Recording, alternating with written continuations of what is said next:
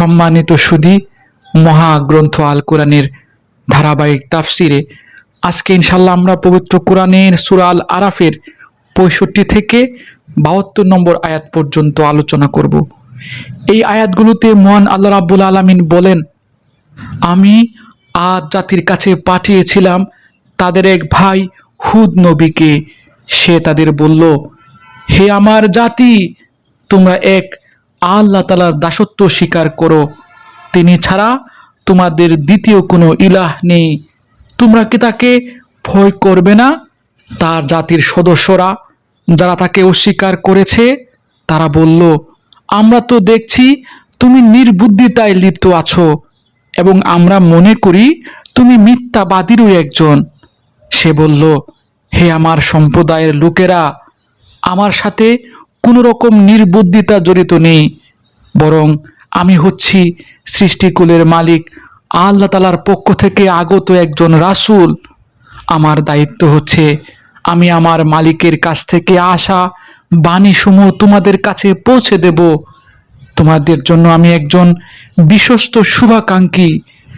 তোমরা কি এটা দেখে বিস্মিত হচ্ছ যে তোমাদের কাছে তোমাদেরই মতো একজন মানুষের ওপর তোমাদের মালিকের কাছ থেকে তোমাদের আযাবের ভয় দেখানোর জন্য সুস্পষ্ট কিছু বাণী এসেছে?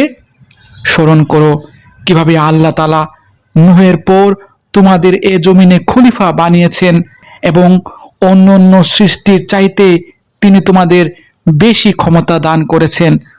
অতঃপর হে আমার জাতি, তোমরা আল্লাহ তাআলার অনুগ্রহগুলো স্মরণ করো, আশা করা যায় তোমরা সাফল্য লাভ করতে পারবে।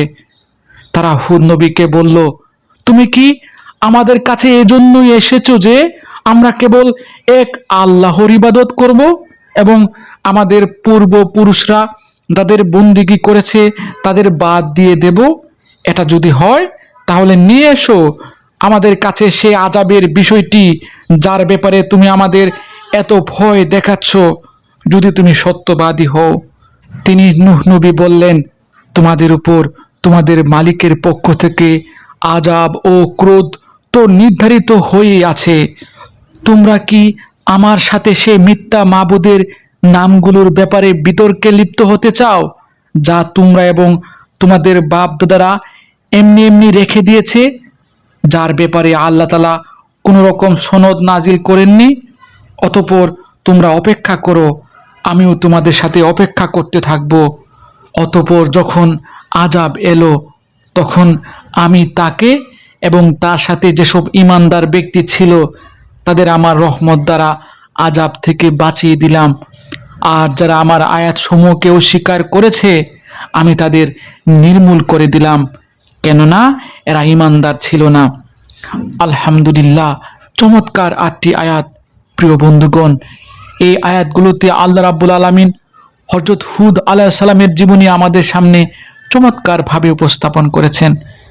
আদ জাতির কাছে আল্লাহ রাব্বুল আলামিন নবী হিসেবে হুদ আলাইহিস সালামকে পাঠিয়েছিলেন।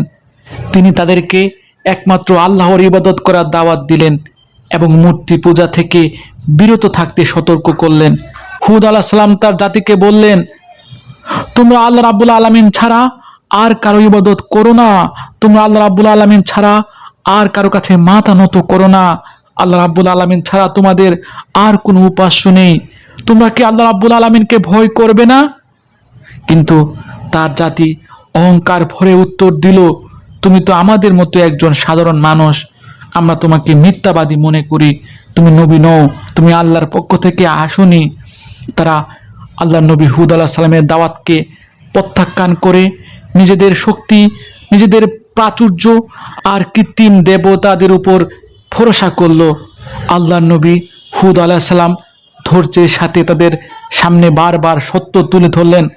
তাদের এই প্রত্যাখ্যানের পরেও আল্লাহ নবী হুদ আলাইহিস সালাম ধৈর্যের সাথে তাদেরকে বারবার সতর্ক করলেন, বারবার তাদের সামনে সত্য তুলে ধরলেন।